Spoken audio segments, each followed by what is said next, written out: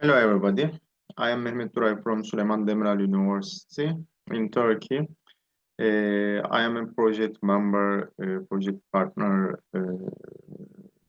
that name is Clinical Care for Electrical Stimulation in Physiotherapy and Rehabilitation. Our project was founded by Erasmus Plus program of the European Union.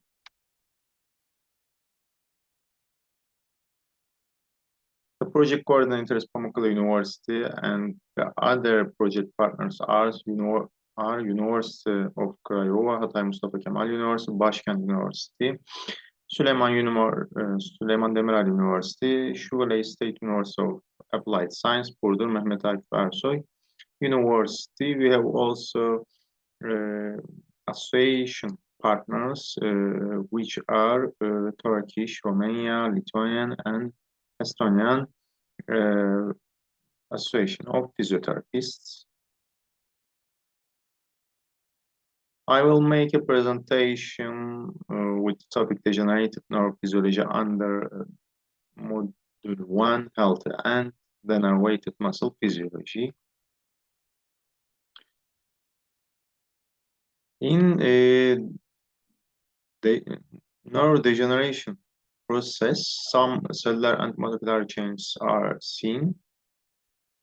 In peripheral nerve, axonal region can be affected in medulla spinalis, neural cell body in the dorsal root ganglion, the presynaptic terminals and postsynaptic environment of the dorsal horn can be affected, and supraspinal regions can be affected. After peripheral nerve injury, axonal fragmentation starts nearly 44 and 45 hours, and antegrade axonal fragmentation emerges at rates ranging from 10 to 24 millimeters at hours after nerve injury, and Wallerian degeneration can be seen. Some enzymatic activities are known to protect axons by inhibiting the self-destruct mechanism of NAT1 isoform produced in neural cell bodies and transported antegradely. In 1 hour, a quick increase in activation of the ERP2 receptor was detected.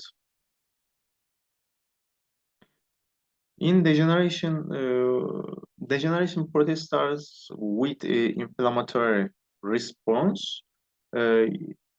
Axon and myelin sheath damage, fibroblasts and Schwann cells proliferate, and macrophages work together with Schwann cells to try to remove the degenerated axons and myelin sheath from the region after peripheral nerve injury.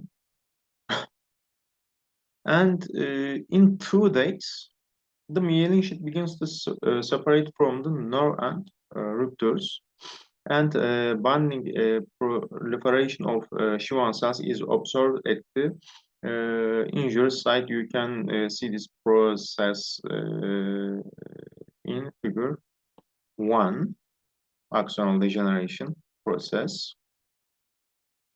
And Schwann cells begins to migrate to the injury site for phagocytosis to clear axon and myelin residues formed during Wallerian degeneration. Besides Schwann cells and donor macrophages support the phagocytic activity during the first month. Monocytes, are activated by some cytokines and chemokines. Differentiate and turn into macrophages, increasing their number significantly within the 2 weeks after injury. Monocytes and macrophages, together directed by Schwann cells, help to remove the residues formed as a result of the nerve injury, nerve degeneration. In terms of trophic change after degeneration, some related neurotrophic factors regulate neuronal survival, axonal growth, and synapse formation. These are very important for us because we must contribute, facilitate neural growth factor with this way. Neuronal survival and axonal growth of sympathetic and sensory dorsal root neurons in degenerated nerve cells are seen with this trophic period. Two important changes are seen in terms of neural stability. One of these, a decrease in sensory action potential is seen, and a central slowing of sensory or and/or motor conduction is seen. In the early period of nerve injury, calcium ions enter the nerves via calcium channels proximal and distal to the injured site within seconds. Within hours, ions mediate proteolysis and cause degeneration of the axon segments proximal and distal to the injured site. Timely calcium ions spread onto greatly in the proximal axon membrane, preventing cell membrane passage and starting the degeneration process. At the same time, mitochondria in this period are accumulated at points close to the injury site in the early post-injury period. In terms of late changes, we meet with mitochondrial membrane potential decrease and significantly myelinated by Schwann cells in chronic degenerations. In the first 30 minutes after peripheral axonal injury, calcium can lead to degeneration at the damaged ends and cause acute axonal degeneration. It is a factor that suppresses the axonal growth of electrical activity and calcium flow in the cell, especially in sensory neurons. A decrease in resting membrane potential and increase in acetylcholine sensitivity due to increased calcium flow are changes that occur in response to degeneration after peripheral nerve injury. The motor action potential usually remains constant for several days after injury and fades away until 5 days after injury. The sensory action potential decreases and disappears within 5 to 7 days after injury. We evaluate the nerve degeneration status and severity with electrodiagnostic tests. Nearly 3 days after nerve damage, the first electrodiagnostic test can be performed and repeated in for 5 days periods. But it shouldn't be forgot that axonal degeneration can be detected at the earliest and most accurately, approximately 25 days after injury. In the electromyography studies, it was shown that signs of muscle degeneration are not detected before the first 10, 14 days after the injury. Because within 25 days after peripheral nerve injury, nerve stability is lost and absolute nerve degeneration is complete. The presence of an abnormal spontaneous activity starts from the fourth day after injury, and these abnormal spontaneous activity named as fibrillation potential increases over time. In terms of connective tissue activity in the degeneration process, we can meet with connection tissue accumulation in the nerve endings.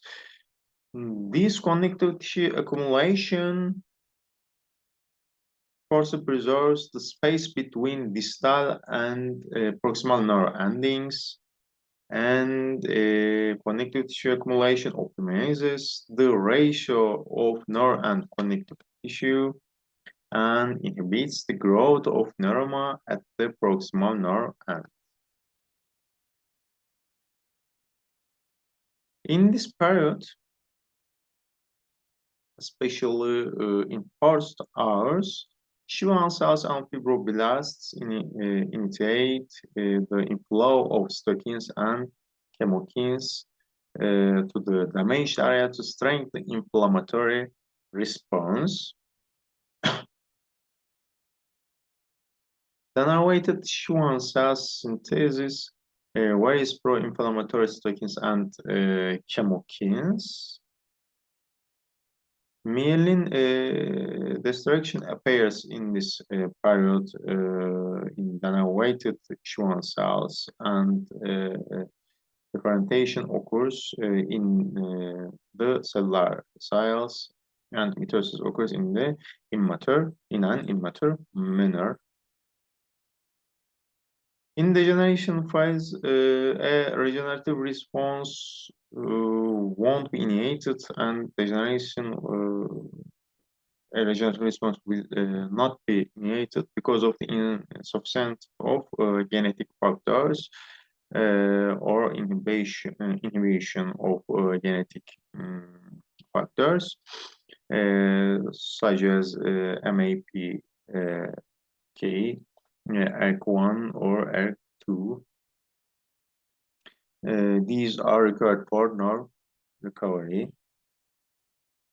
The inactivation of rapamycin also prevents nerve healing in this period. Insufficient activation of ATG7 gene causes a delay in myelin clearance and contributes to degeneration also.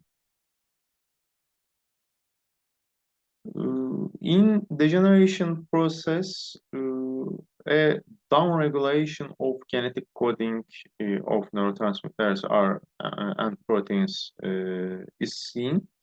Change in the damaged axon and its projections are accompanied by change in the neuropeptide expression.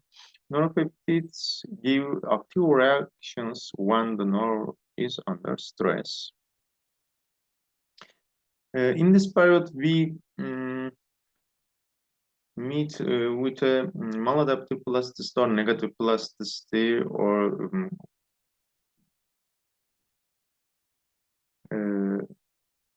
harmful plasticity.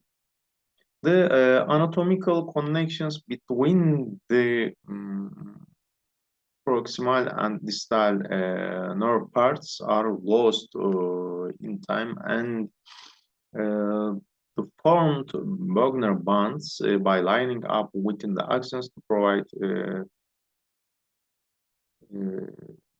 structural support to the axons. Axon and myelin proteins formed as a result of activation of Schwann cells reach significant size as early as 2 weeks after injury. These are neuroplastic changes in the degeneration phase. Another neuroplastic change is growth cones separating from damaged axon proximal. These damaged axons mm, extend towards to the target or area they find suitable, as you see in figure 2. In the distal part of the nerve, newly secreting immature axon fibers and connective tissue form and neuroma because of the absence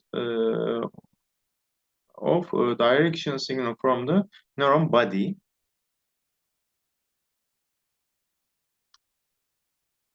In a neurodegeneration process, the excessive response of the pain fibers, A delta and C fibers, you know these, is responsible from the pain mechanism, leads to peripheral sensitivity. This situation, these peripheral sensitivity change the stability properties of sodium, potassium, and calcium ion channels. Finally, in the cell, the sodium ion concentration increases and potassium flows decrease. The accumulation of the sodium ions in the cell is responsible from neuropathic pain and the increase of calcium ion concentration is responsible from allodyny. In this period, some neurotrophic factors are important for us. Neuronal survival and axonal growth cannot be supported if some neurotrophic factors, especially nerve growth factors, don't have sufficient effect.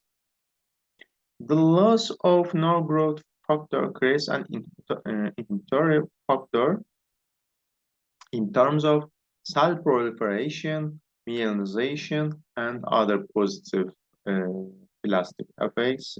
These are very important obstacles in front of the regeneration of the nerve. Inadequate activation of some reactors, such as interleukin 1 or apolipoprotein A, leads to negative results of neuronal survival and regeneration. Long-term activation of stockings, such as TNF-alpha or tumor factor beta or inhibitor factor, prolongs the pro-inflammatory process because these are play important role in the pro-inflammatory process. And due to this prolonged process, the accumulation of molecules such as chondroitin sulfate proteoglycans is seen, and these accumulation inhibit axonal growth and cause scar tissue information in the nerve. These changes disrupt the normal nerve anatomy and physiology. There is another important topic named as biotensegrity. These topic must be handled in a spatial manner by the researchers. We know that the mm, increase in axonal tension in normal physiological process leads to development, not only axon, but also muscle, uh, but also bones.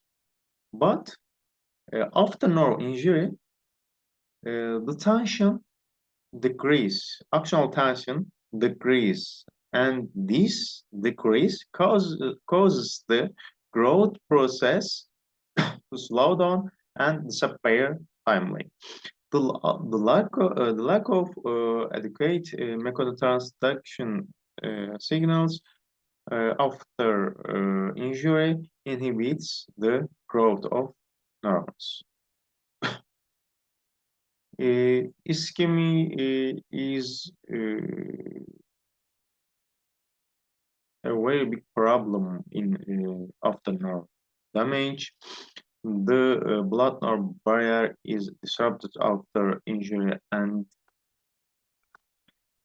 this disruption can lead to further increase in nerve damage. And the responsible mechanism is this disrupted blood-nerve barrier is the low bioavailability of nitric oxide. In addition to altered nitric oxide production and signaling, in this period, impaired vascular tone modulation and decreased vasodilatation are seen, and oxidative stress increases, and endothelial cell apoptosis and inflammation are triggered.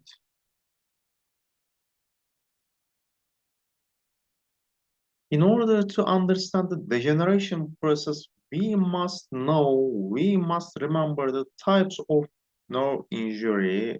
The most frequently classification, the used classification is Saddam classification. According to the Saddam classification, nerve injuries are divided into three categories as neuropraxia, axonotmesis, and neurotmesis. In neuropraxia, there is a silence dysfunction in the nerve, no physical damage to the nerve and connective tissue. There is only a physiological conduction block. In axonotmesis, there are rupture of axons, damage to myelin sheaths, and valvular degeneration. In neurotmesis, we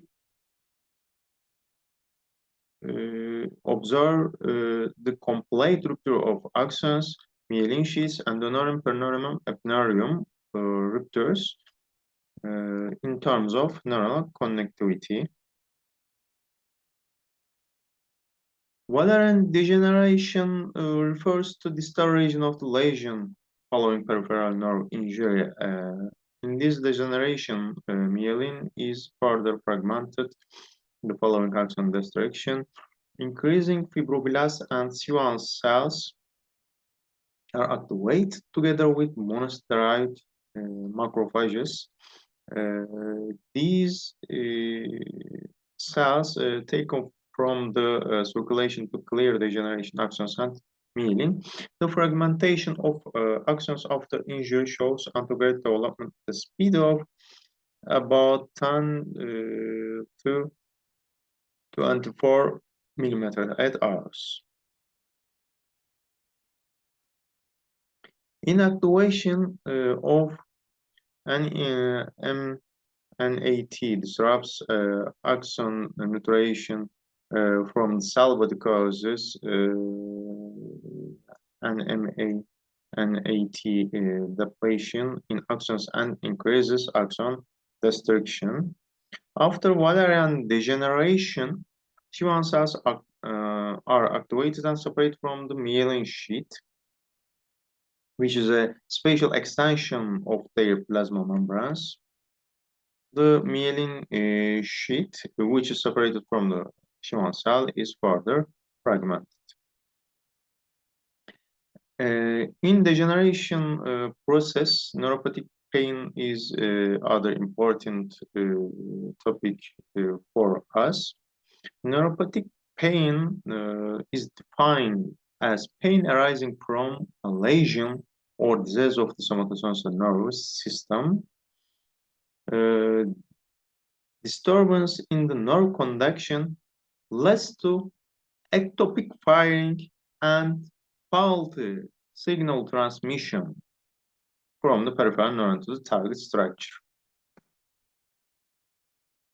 These increased ectopic discharge triggers the activation of sodium and calcium ion channels and creates a hyperextension response.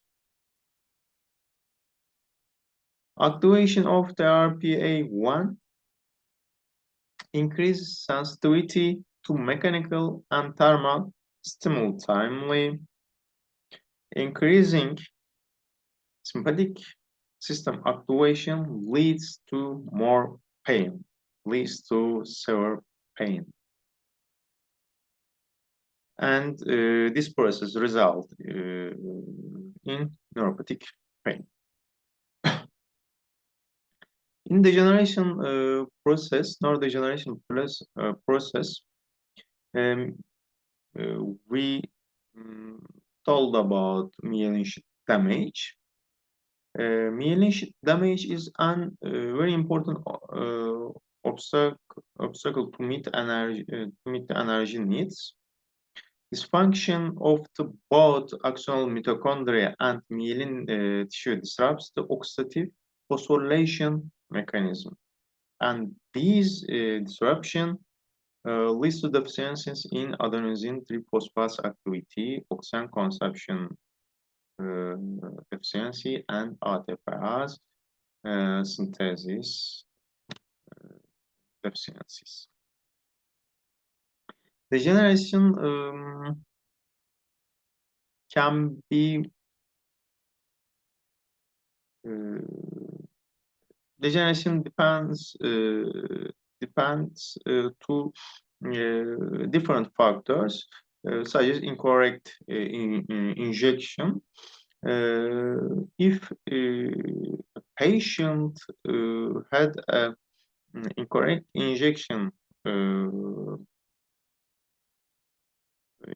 injection history, there is a mechanical injury. There is a contact of the needle with the nerve or injection into the nerve. The mechanical force acting on the nerve destroys the nerve, and the injection into the nerve causes nerve compression and nerve conduction block. Increased intraneural pressure may lead to ischemia of the nerve over time. So we must focus both a mechanical injury, mechanical force after incorrect injection, and we must focus an ischemic process after incorrect injection. The injury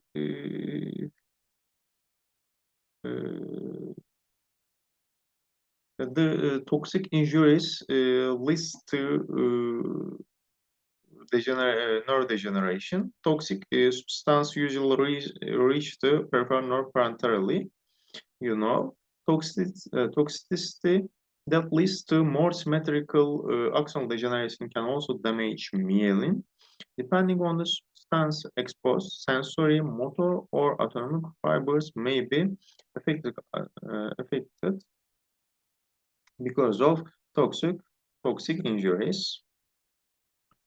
From a new perspective, neurodegeneration is pathogenically divided into 6 subclasses. There are metabolic dysregulation, covalent modifications, altered mitochondrial mitochondrial and endoplasmic reticulum function, channel dysfunction, impaired axonal transport, and altered intermuscular and inflammatory signaling. Recently, two factors responsible for degeneration have been identified. One of these, nicotinamide adenine dinucleotide and deficiency, and other is steryl alpha, and they are TIR motif containing one SARM1 molecule. NAD plus and its forms are involved in the protection of the axons, and SARM1 supports axonal degeneration by neutralizing the NAD plus function. SARM1 expression can cause cell death as a result of depolarization of the mitochondrial membrane. You can find more information with examining our references in the presentation, and you can read more information in our book chapter. This is our project team. I want to thank all of them separately, and I want to thank to you for listening. Thank you.